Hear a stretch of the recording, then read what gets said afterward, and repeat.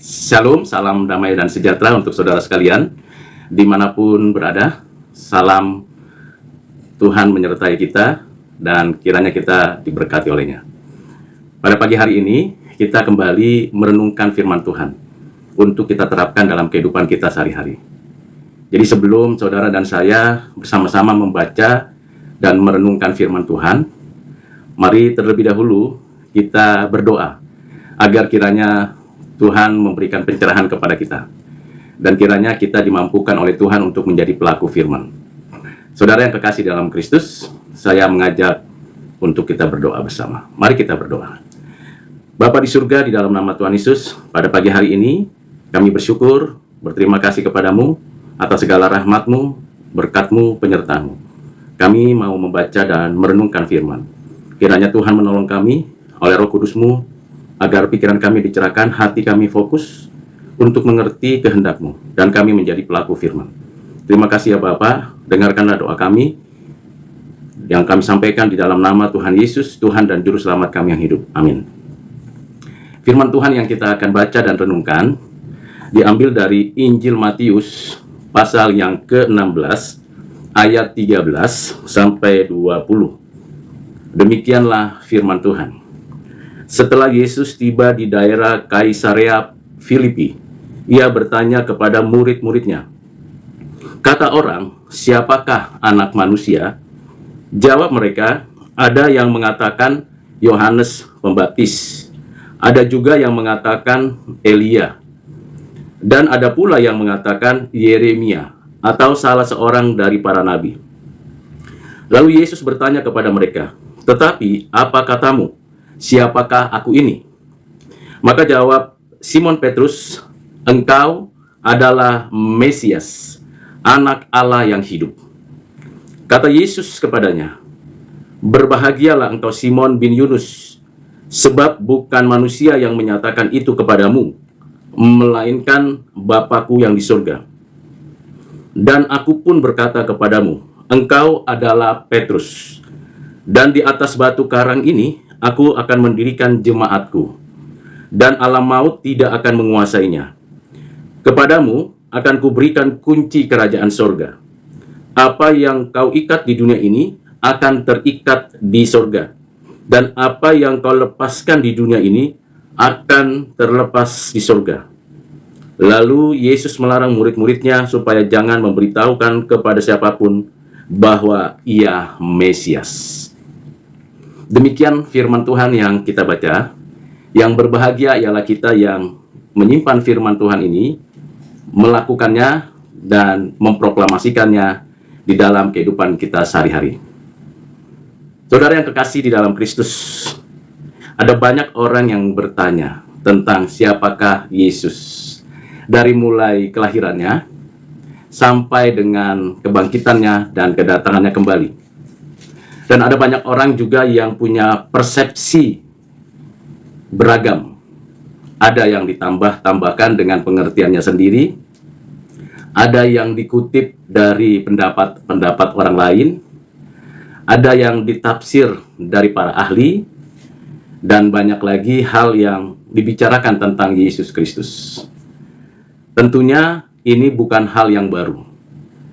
Bahkan di kalangan murid pun ada banyak informasi yang memberikan penjelasan tentang Yesus Kristus. Setidaknya dari ayat 14, kita mendapatkan banyak pendapat, persepsi tentang Yesus Kristus. Dari nama Yohanes Pembaptis, yang sudah dipenggal kepalanya oleh Herodes waktu itu, Elia, seorang nabi di perjanjian lama yang sangat terkenal oleh kita dan juga dikenal oleh banyak orang-orang Israel pada zamannya, yang telah dikaruniakan mukjizat, dikaruniakan Tuhan untuk menghentikan hujan dan menurunkan hujan. Dan juga tentang satu nama, namanya Yeremia. Tentunya ini adalah pendapat, persepsi. Setiap orang diberikan kebebasan. Setiap orang diberikan satu kesempatan untuk mengungkapkan pengenalannya akan Tuhan. Saya ingin memberikan satu garis tebal dulu, pengertian, pengetahuan, dan pengenalan. Kalau kita berbicara tentang pengetahuan, maka kita memiliki akses begitu banyak. Dari apa yang kita dengar, kita baca, kita pelajari, kita ketahui sendiri, kita observasi sendiri. Tetapi tidak ada relasi di sana. Antara apa yang saya tahu dan apa yang ada dalam keyakinan saya, belum tentu itu ada hubungannya. Jadi pengetahuan akan Yesus itu bisa diperoleh dengan beragam cara. Baik dari pengalaman, pengetahuan yang dari dengar orang lain bicara, dari buku yang ditulis, dan sebagainya. Tetapi kalau kita berbicara tentang pengenalan, itu berkaitan dengan relasi pribadi. Jadi saya ingin menggarisbawahi bahwa yang dimaksud oleh Tuhan Yesus bukan sekedar pengetahuan. Tentunya Tuhan Yesus sudah tahu banyak orang punya persepsi yang berbeda dengan apa yang disampaikan olehnya. Ada banyak orang yang menulis tentang dia juga. Yang ingin Tuhan tahu dari pikiran dan dari ucapan para murid adalah bagaimana pengenalanmu kepadaku. Hubungan pribadi kita seperti apa sebenarnya? Apakah sama seperti orang dunia, orang-orang yang memiliki persepsi yang keliru, yang salah, yang setengah kebenaran, yang tidak utuh, atau berbeda? Pertanyaan Yesus kepada murid-muridnya adalah pertanyaan yang sama yang perlu kita jawab. Siapakah Yesus Kristus ini menurut saudara? Apakah menurut saudara hanya dia sebagai penyembuh, pemberi mujizat, juru selamat, penebus, atau hanya seorang nabi, atau hanya seorang imam, atau hanya seorang raja, atau dia hanya seorang Nazaret yang dibesarkan oleh Yusuf dan Maria sebagai keluarga yang punya usaha sebagai tukang kayu, atau apa saja. Yesus memberikan kesempatan kepada murid-muridnya yang sudah mengikutinya setelah dipanggilnya menjadi muridnya sekaligus ditentukannya sebagai rasulnya. Siapakah aku ini?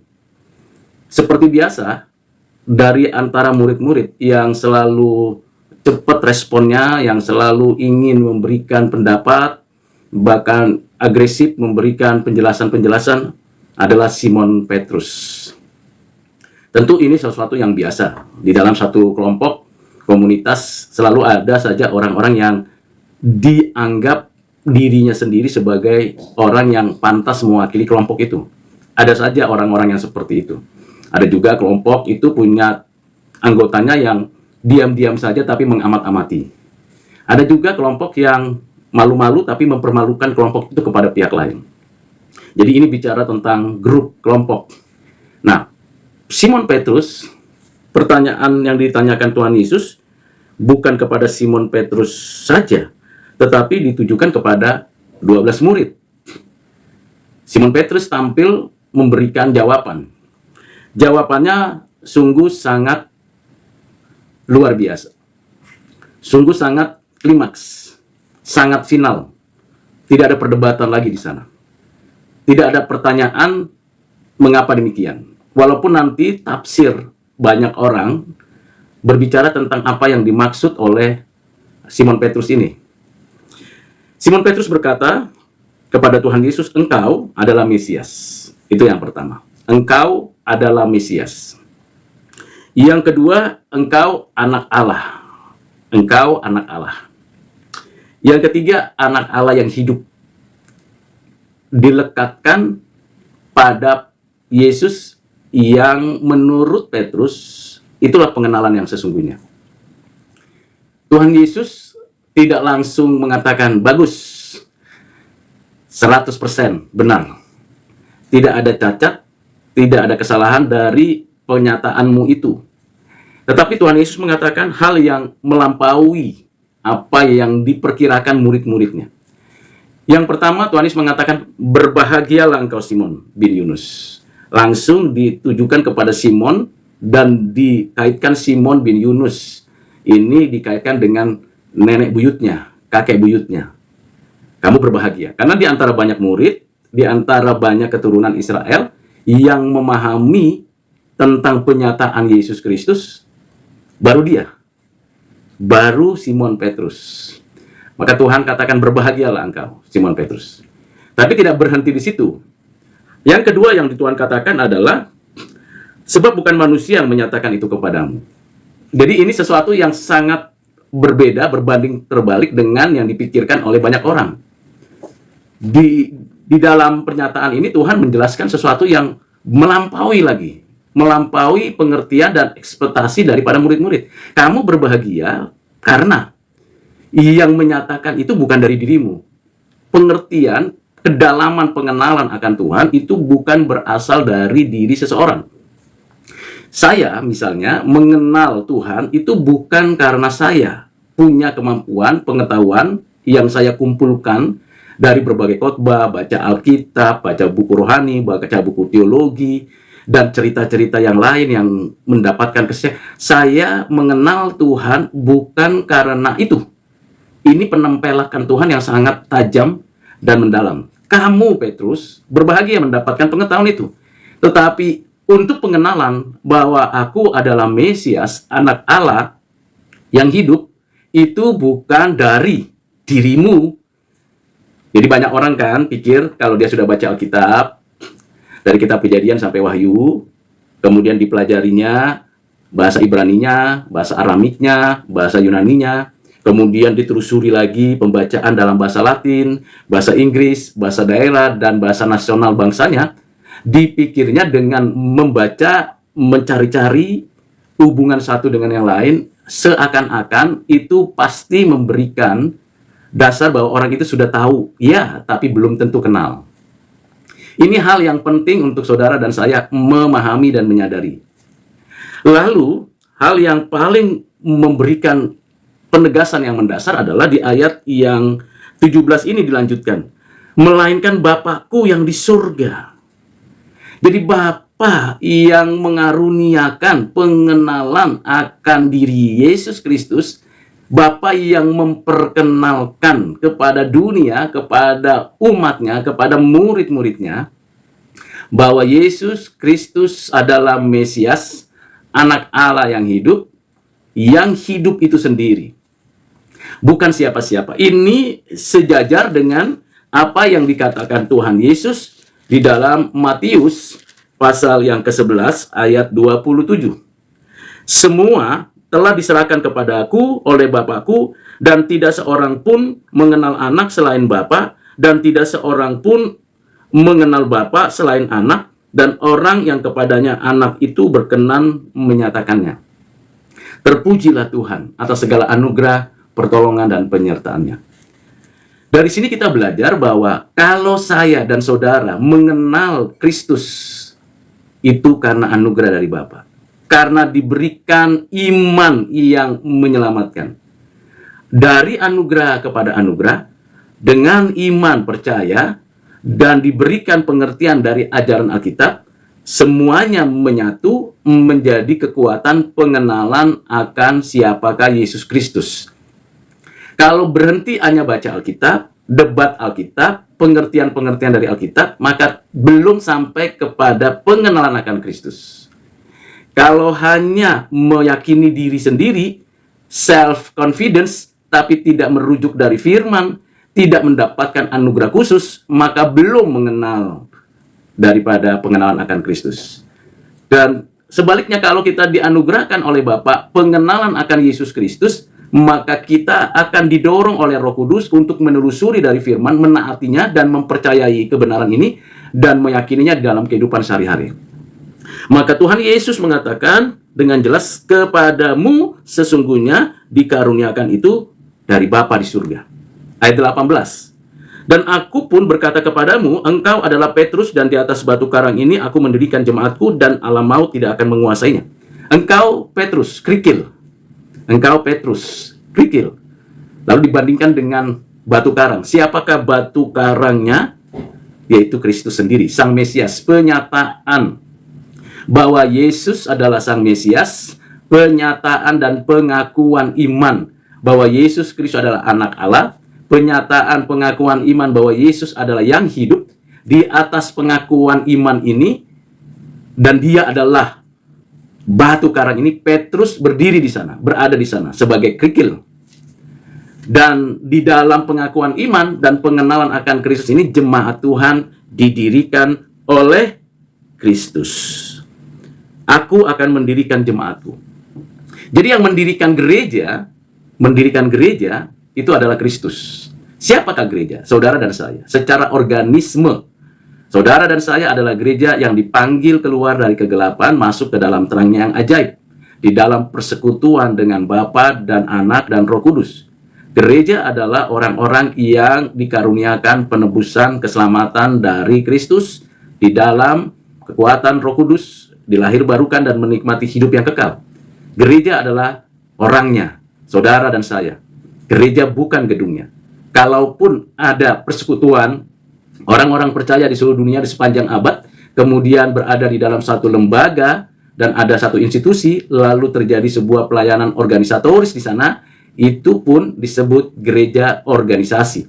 Jadi gereja organisme, yaitu individu-individu, orang per orang, saudara dan saya, yang bersama-sama bersekutu dalam satu komunitas, dalam satu wilayah, dalam satu ketentuan yang berlaku, menjalankan fungsi kegerejaan, kemudian benar-benar mau menjadi satu organisasi kelembagaan yang baik, maka terbentuklah satu komunitas gereja. Jadi dimulai dari orang percaya yang bersekutu.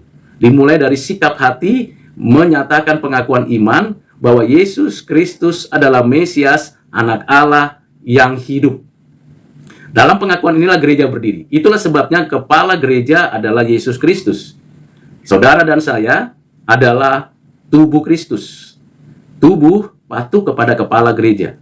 Di dalam satu institusional kegerejaan, kita tahu ada pimpinan-pimpinan di dalam gereja, tetap adalah anggota tubuh.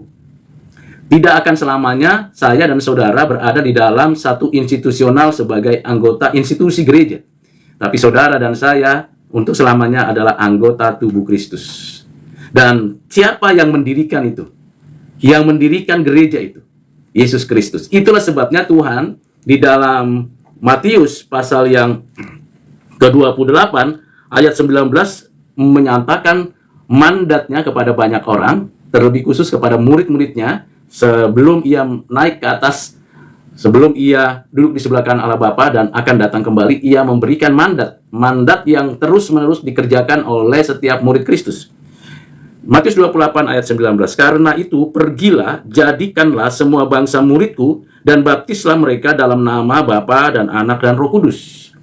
Jadi perintah ini datangnya dari Tuhan. Dan kalau kita bicara tentang perintah ini, tentu ini menjadi penggenapan dari apa yang dinyatakan Tuhan kepada Abraham. Bahwa dari keturunanmu, bangsa-bangsa diberkati. Antara Abraham dan Yesus, kenyataannya, kita bisa mengetahui ada satu pergeseran pengertian. Bagaimana keturunan Abraham, yaitu Ishak, keturunan Ishak yaitu Yakub, keturunan Yakub yaitu 12 suku Israel, dan 12 suku Israel ini ternyata lebih eksklusif. Hanya berada di dalam konteks kehidupan mereka. Baik dalam hal kerajaan Israel, maupun di dalam menerapkan hukum Taurat dan menjelaskan kebenaran-kebenaran Allah.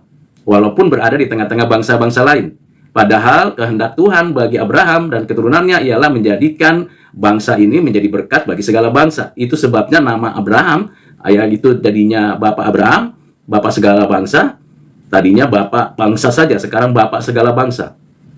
Jadi antara Abraham sampai kepada Yesus, perintah Tuhan belum digenapi sepenuhnya. Hanya untuk kalangan sendiri. Namun perintah itu sebenarnya untuk semua bangsa. Hukum Taurat untuk segala bangsa. Kehendak Allah untuk segala bangsa. Bagaimana cara mengetahuinya? Dari apa yang dikehendaki Tuhan.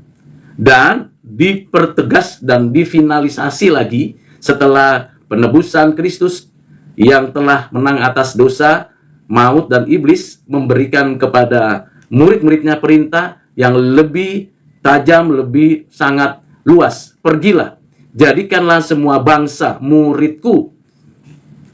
Baptislah mereka dalam nama Bapa, Anak, Roh Kudus. Jadi di sini adalah mandat Tuhan. Mulai dari murid-murid, kemudian menjadi saksi Kristus, di mana? Di Yerusalem, di Yudea, di Samaria, sampai ke ujung bumi. Dari situlah kita bisa tahu bahwa memang Tuhan yang memerintah dan Tuhan yang mendirikan gereja. Ada gereja di Yerusalem, ada gereja di Judea, ada gereja di Samaria, ada gereja di Asia kecil, Asia besar. Siapa yang memberi perintah? Tuhan Yesus. Siapa yang mendirikannya itu? Tuhan Yesus. Bagaimana itu bisa terjadi? Roh Kudus bekerja pada diri setiap murid-muridnya. Sehingga ada gereja yang menyatakan proklamasi bahwa Yesus adalah Mesias, anak Allah yang hidup. Itu sebabnya para rasul bukan pendiri gereja yang sesungguhnya. Orang-orang percaya di sepanjang zaman, di segala tempat, para misionari bukan pendiri gereja yang sesungguhnya. Bukan pemilik gereja, tetapi Yesus Kristus. Melalui pekerjaan dan karya Roh Kudus, berdirilah gereja. Yang lebih terlihat jelas dampaknya dilakukan oleh Rasul Paulus, Rasul Petrus, Rasul Yohanes, yang keluar dari zona keisraelan. Dan itu yang dikehendaki Tuhan. Pelayanan-pelayanan, misi-misi yang dikerjakan oleh para murid Yesus ini sampai ke India, sampai ke Tiongkok, sampai ke Eropa, sampai ke Indonesia, dan untuk selamanya. Dengan demikian, saudara, kita bisa meyakini sungguh bahwa apa yang dikehendaki Allah dari mulanya digenapi di dalam Kristus dan diterapkan oleh Roh Kudus pada diri saudara dan saya. Dan bersyukur karena sampailah berita itu kepada kita. Di sini jelas sekali dikatakan Tuhan, dan alam maut tidak akan menguasainya. Jadi gereja memiliki fondasi yang kuat dalam pengakuan iman yang benar, memiliki kehidupan yang betul-betul dinamis, karena Tuhan yang menjadi kepalanya, dan Tuhan yang memiliki gereja itu, dan ada janji Tuhan bahwa alam maut tidak akan menguasainya. Artinya jaminan hidup dan kehidupan itu dikaruniakan oleh Kristus kepada gerejanya. Sekali lagi, gereja itu saudara dan saya. Saudara dan saya adalah gereja. Dan saudara dan saya harus memproklamasikan apa yang dinyatakan Bapa melalui Petrus, bahwa Yesus Kristus adalah Mesias, anak Allah yang hidup. Mengapa di sini ada satu ayat yang cukup mengganjal saudara dan saya? Yaitu jangan diberitahukan kepada siapapun. Ya, tentunya ini belum waktunya. Pada momen itu, karena memang pemberitaan firman itu belum genap, penjelasan pengertian dan karya penebusan Kristus belum selesai, maka Tuhan mengatakan jangan cepat-cepat menyampaikan kepada pihak lain. Tenang, nanti ikuti proses pemuritannya sampai akhirnya ia bangkit dari kematian dan ia naik ke surga dan akan datang kembali. Dan Roh Kudus diberikan untuk menyatakan keutuhan dari keilahian dan kemanusiaan Kristus. Dituliskan oleh para rasul, para penulis kitab yang dituliskan dan kita baca. Kalau itu sudah selesai, maka silakan dikerjakan apa yang dikehendaki oleh Allah. Jadi ini mesti dilihat di ayat 20 pada konteksnya pada waktu percakapan itu. Tetapi makna kedalamannya adalah saudara dan saya adalah tubuh Kristus. Saudara dan saya adalah gereja di mana alam maut yang ditakuti dalam dunia ini apa? Bukan miskin, bukan sakit, bukan susah, bukan penjara, bukan sesuatu yang bisa kita handle. Yang ditakuti oleh semua orang adalah kematian. Apapun hebatnya saudara dan saya, apapun posisinya saudara dan saya, pasti akan mengalami kematian, cepat atau lambat. Tetapi yang menjadi kekuatan kita sebagai gereja Tuhan adalah kita tidak lagi dikuasai oleh alam maut. Ada jaminan hidup dan kehidupan. Mengapa demikian? Mengapa ada jaminan yang begitu luar biasa dikaruniakan Tuhan kepada kita? Karena kita gerejanya, tubuhnya. Pengakuan kita akan Kristus, pengenalan kita akan Kristus itu menjadi dasarnya. Siapakah Yesus? Mesias. Nah, kita akan bicara tentang Mesias. Mesias artinya yang diurapi. Sekali lagi, Mesias artinya yang diurapi. Merujuk dalam perjanjian lama, yang diurapi ada 3 jabatan. Nabi, imam, raja. Kehadiran nabi mendahului kehadiran raja. Kehadiran imam mendahului kehadiran raja. Jadi nabi, imam, raja. Inilah yang diurapi. Nabi menyatakan kebenaran Allah, menyatakan maksud kehendak Allah kepada banyak orang, kepada umatnya, mengajarkannya, menyatakannya melalui tanda dan mukjizat. Nabi mewakili Allah menyatakan kehendaknya. Imam menyatakan sebuah hubungan antara umat Tuhan dengan Allah. Bagaimana imam itu mewakili umat Allah, membawa persembahan kepada Tuhan, menyatakan permohonan ampun, belas kasihan, berkat pertolongan Dia, dan dari Tuhan dinyatakan pengampunan dan belas kasihannya, dan kemudian permohonan itu diberikan dan disampaikan lagi kepada umat. Jadi imam menjadi media untuk umat sampai kepada Allah. Jadi imam ini berakar dari mana pengertiannya? Dari pengajaran Nabi. Terlebih khusus Musa yang memberikan pengajaran dan pengertian itu. Lalu setelah umat itu berada di dalam satu komunitas yang penting, berada di dalam satu wilayah yang baik, diberkati Tuhan, maka Tuhan mengurapi raja. Raja untuk menegakkan keadilan dan kesucian. Raja untuk menegakkan kehidupan yang sejahtera bagi umat Allah. Raja mewakili pemerintahan Allah untuk menyatakan yang benar, menegakkan keadilan, menunjukkan kebaikan-kebaikan Allah. Ini raja. Inilah 3 jabatan yang diurapi, yang dinyatakan dalam Perjanjian Lama. Seorang nabi bisa juga seorang raja. Seorang nabi bisa juga seorang imam.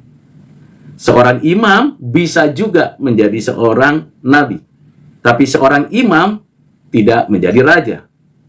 Hal yang menarik dan yang penting, raja bisa juga seorang nabi. Tetapi raja tidak bisa menjadi imam.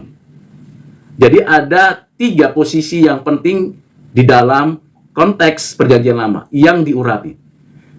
Nah, hal yang paling menarik di dalam pernyataan-pernyataan nabi-nabi dalam Perjanjian Lama menjelaskan bahwa ada satu pribadi yang memiliki 3 jabatan. Inilah yang disebut Mesias.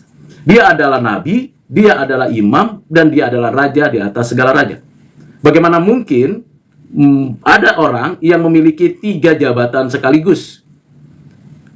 Ambil contoh, bisakah di zaman modern ini, di zaman posmo ini, seseorang adalah seorang presiden, sekaligus dia adalah seorang hakim agung, dan sekaligus dia adalah seorang pendeta yang melayani di gereja, sekaligus saat yang sama?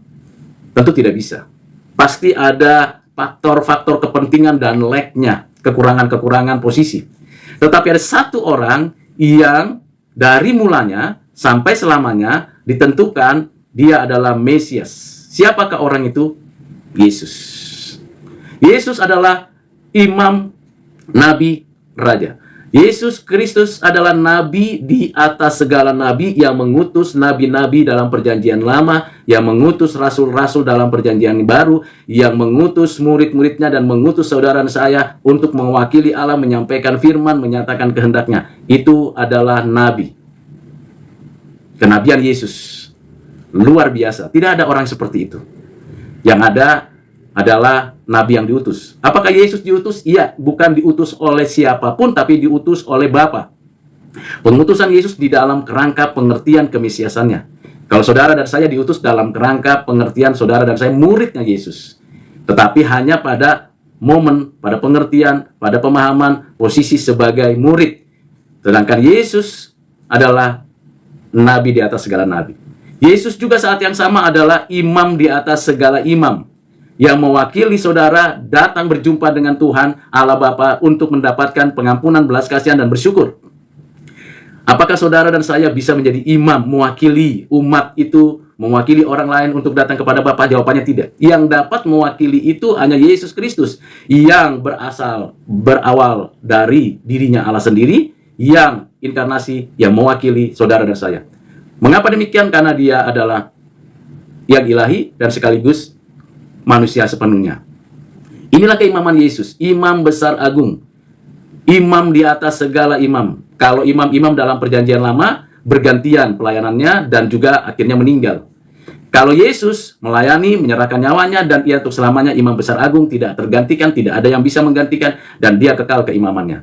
Bagaimana dengan kerajaan Yesus? Yesus adalah raja di atas segala raja, yang memerintah alam semesta, yang memerintah bumi ini, yang memerintah umat manusia, yang memerintah gerejanya, dan yang memerintah hati saudara dan saya. Dia adalah raja di atas segala raja. Nah, ini yang penting dan perlu untuk saudara dan saya pahami dengan baik. Dengan demikian, saudara dan saya menikmati berkat pernyataan Tuhan melalui Petrus bahwa Yesus Kristus adalah imam, nabi, raja. Dia adalah Mesias, anak Allah. Anak Allah. Yesus Kristus anak Allah. Siapa yang mengatakan? Petrus. Dari mana dia mendapatkan informasi, penjelasan, pengertian, kedalaman pengertian ini? Bapa.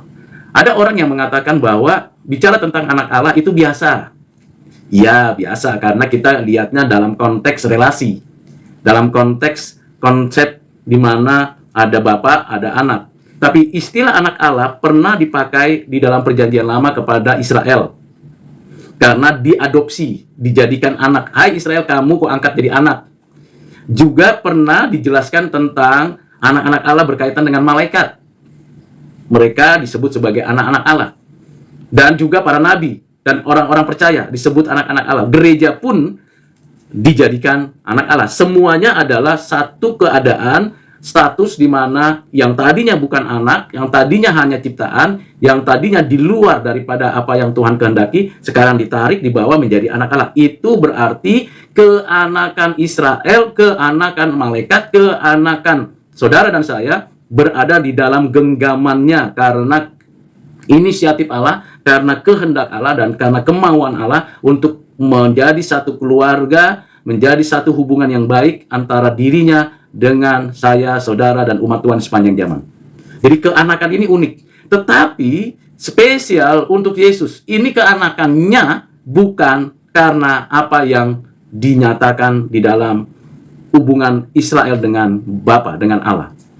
Keanakan Yesus itu ada pada dirinya dari kekekalan sampai kekekalan dan selamanya.